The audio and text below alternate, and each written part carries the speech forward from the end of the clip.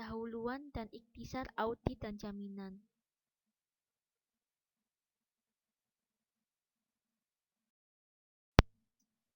Definisi audit dan jaminan. Perikatan jaminan didefinisikan sebagai perikatan yang dimana praktisi jaminan bertujuan untuk mendapatkan bukti yang cukup dan tepat untuk menyatakan kesimpulan yang telah dirancang untuk meningkatkan keyakinan pada pengguna yang dituju. Praktisi jaminan dapat berupa auditor yang bekerja dalam praktik publik yang memberikan kepastian atas laporan keuangan perusahaan terbuka atau konsultan. Perbedaan jasa jaminan. Yang pertama adalah audit laporan keuangan. Audit laporan keuangan memiliki tujuan, yaitu agar auditor dapat menyatakan pendapat tentang apakah laporan keuangan yang telah disusun sesuai dengan kerangka pelaporan keuangan atau tidak. Karena tidak ada jaminan bahwa laporan keuangan terbebas dari suatu kesalahan atau kecurangan. Yang kedua, audit kepatuhan. Audit kepatuhan memastikan apakah seseorang atau perusahaan yang sedang ditinjau telah mengikuti aturan, kebijakan, prosedur, hukum, dan regulasi yang harus mereka patuhi. Yang ketiga, audit kinerja.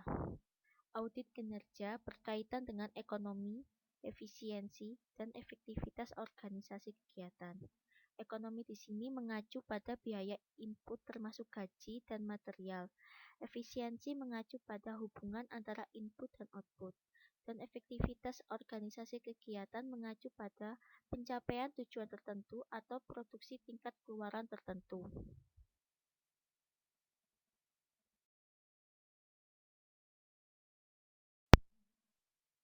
Yang keempat, audit komprehensif. Audit komprehensif paling sering terjadi di sektor publik, di mana kepatuhan terhadap berbagai peraturan diperiksa saat menyelesaikan audit laporan keuangan. Yang kelima, audit internal. Audit internal dilakukan untuk memberikan kepastian tentang berbagai aspek aktivitas organisasi. Fungsi audit internal ditentukan oleh pihak yang bertanggung jawab atas tata kelola dan manajemen dalam organisasi, yaitu Dewan Direksi dan Manajemen suatu perusahaan. Yang keenam, pelaporan tanggung jawab sosial perusahaan atau CSR. CSR mencakup pelaporan lingkungan, karyawan, dan sosial. Beberapa organisasi memilih untuk memiliki CSR karena mereka akan dijamin oleh penyedia jaminan yang independen.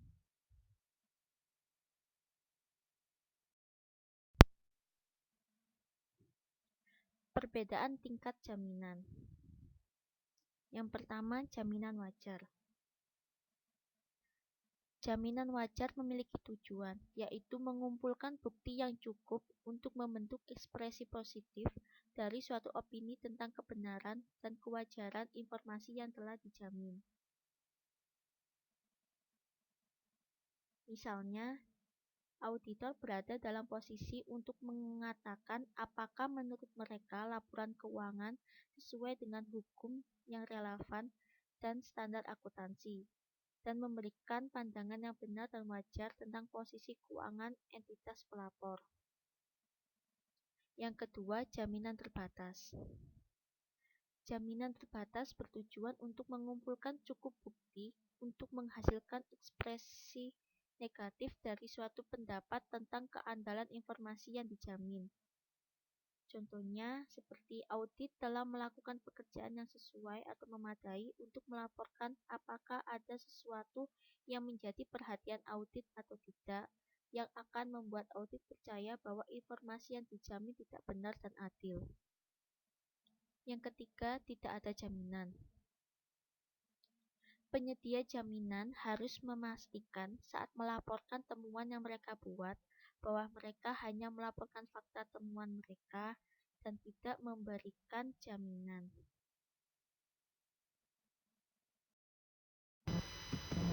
Perbedaan opini audit. Laporan audit pada umumnya berisi opini yang tidak dimodifikasi, Jenis opini ini diperoleh auditor ketika yakin bahwa laporan keuangan adalah benar dan informasi yang diberikan sesuai dengan standar akuntansi. Laporan audit dapat dimodifikasi dengan memasukkan sebuah paragraf penekanan masalah. Tujuan dari paragraf penekanan masalah di sini adalah untuk memastikan bahwa pembaca memberikan perhatian yang tepat pada masalah saat membaca laporan keuangan.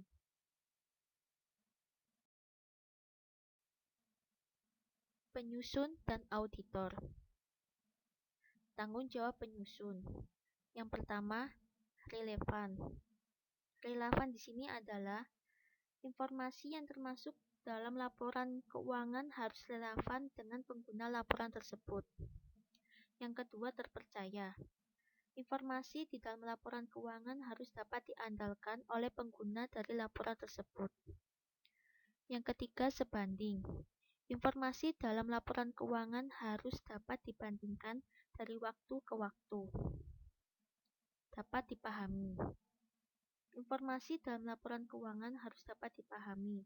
Pengguna harus memahami informasi yang telah disajikan untuk membuat keputusan yang tepat. Kebenaran dan adil. Informasi yang disajikan dalam laporan keuangan harus benar dan adil. Kebenaran dan keadilan disajikan secara wajar yang diterapkan dalam laporan keuangan harus sesuai dengan standar akuntansi yang tepat saat menyiapkan laporan keuangan. Tanggung jawab auditor. Skeptisme profesional.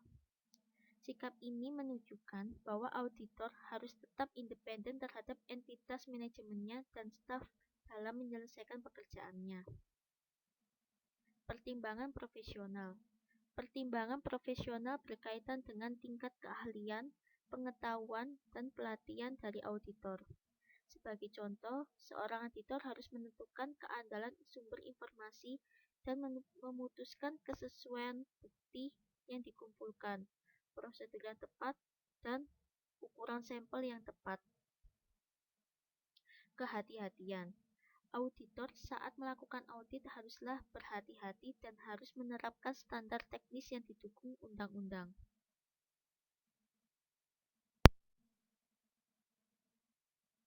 Penyedia jaminan. Penyedia jaminan disediakan di perusahaan akuntansi atau perusahaan konsultan lainnya. Ada beberapa tingkatan pada perusahaan akuntansi, yaitu tingkat pertama, kedua, dan ketiga. Tingkat pertama di sini adalah perusahaan yang beroperasi secara internasional, mendominasi penjaminan pasar di seluruh dunia. Tingkat menengah atau kedua, yaitu perusahaan pada tingkat ini memiliki signifikan secara nasional dan sebagian besar memiliki afiliasi internasional. Tingkat ketiga, yaitu perusahaan akuntansi regional, dan perusahaan ini menyediakan layanan non-asuran dan asuran.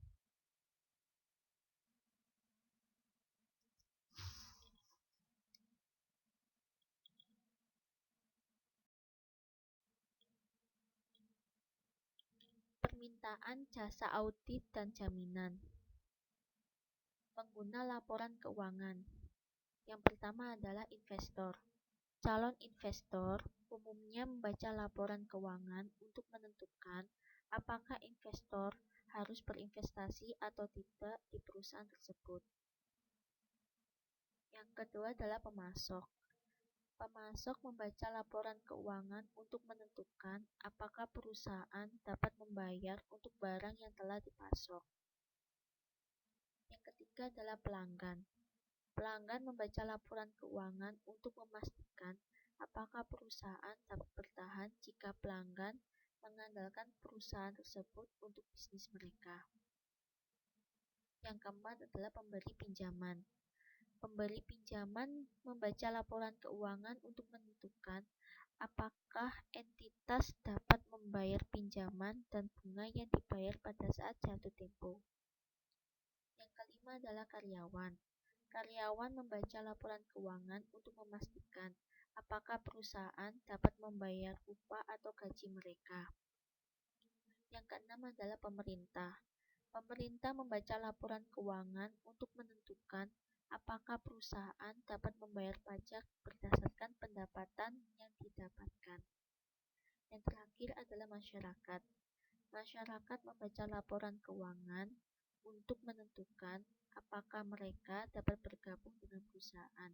Contohnya seperti misalnya sebagai calon karyawan atau calon pemasok. Dan masyarakat dapat mendapatkan pemahaman rencana masa depan dari perusahaan tersebut.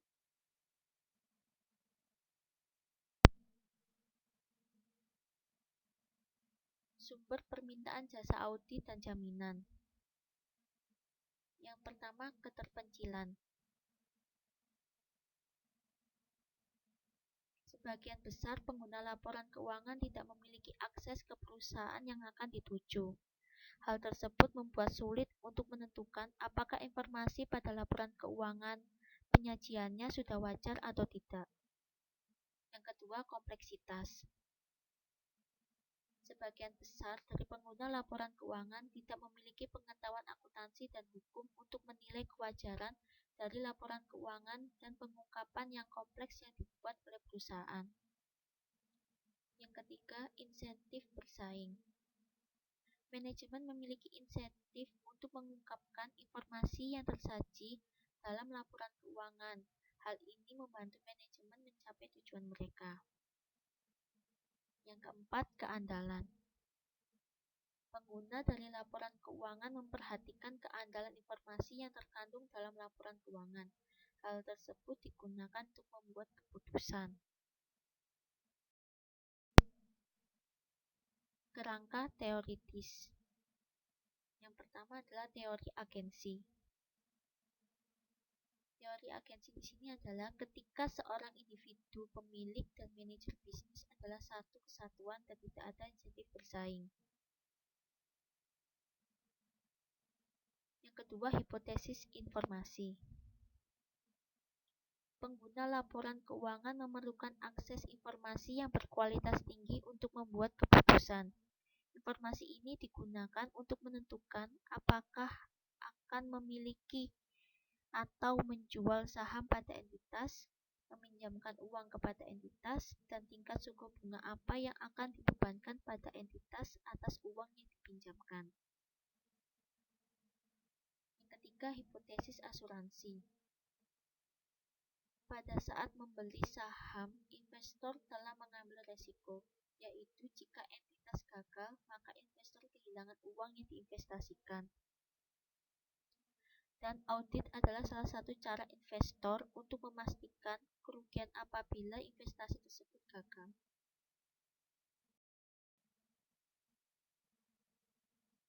Permintaan dalam pengaturan sukarela. Perusahaan sukarela mengungkapkan informasi CSR setiap tahun. Pengungkapan ini adalah tanggapan atas permintaan pemangku kepentingan. Hal ini dilakukan agar perusahaan lebih bertanggung jawab atas dampak terhadap lingkungan dan masyarakat.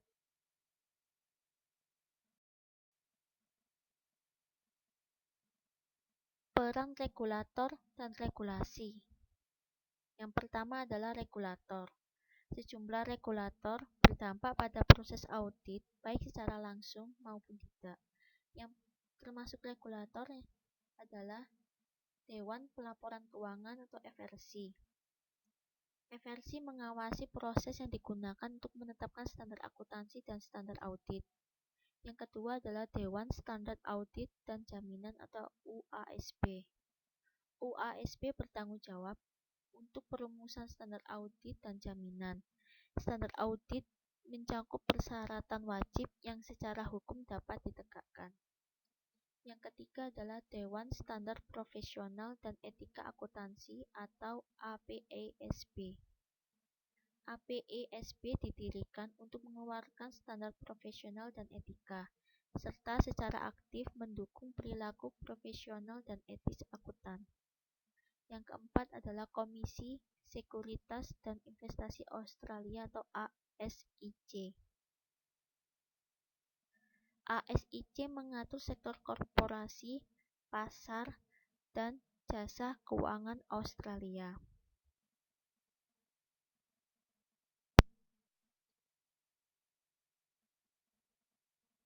Selanjutnya, Bursa Sekuritas Australia atau ASX.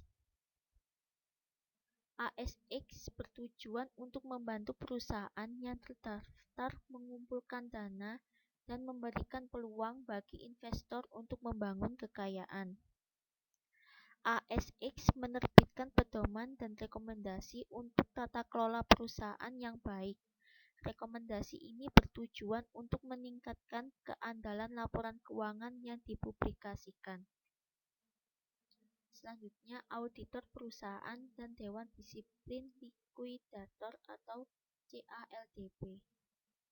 CALDP terlibat ketika diyakini bahwa auditor atau likuidator tidak menjalankan tugasnya dengan benar.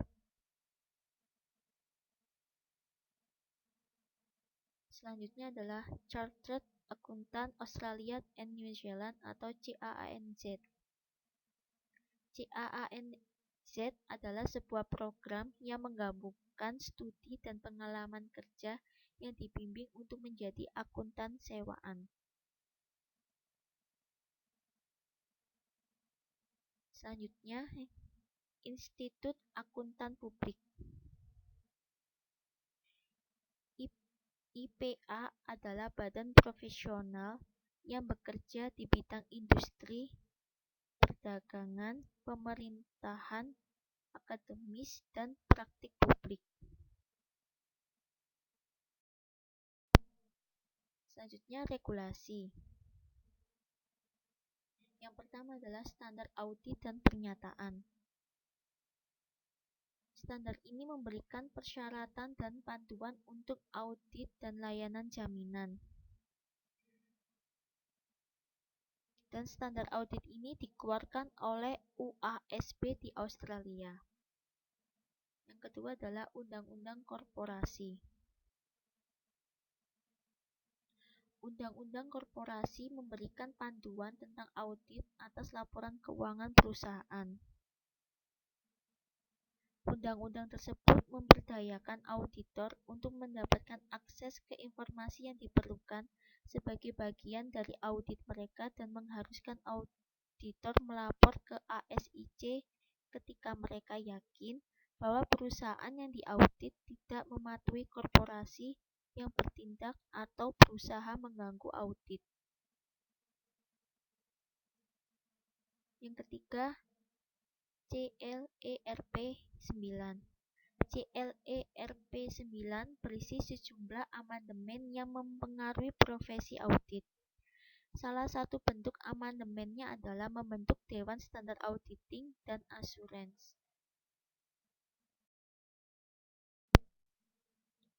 Kesenjangan ekspektasi audit. Kesenjangan ekspektasi audit terjadi ketika terdapat perbedaan antara ekspektasi penyedia jaminan dan pengguna laporan keuangan. Kesenjangan terjadi ketika keyakinan pengguna tidak sejalan dengan apa yang sebenarnya dilakukan oleh auditor.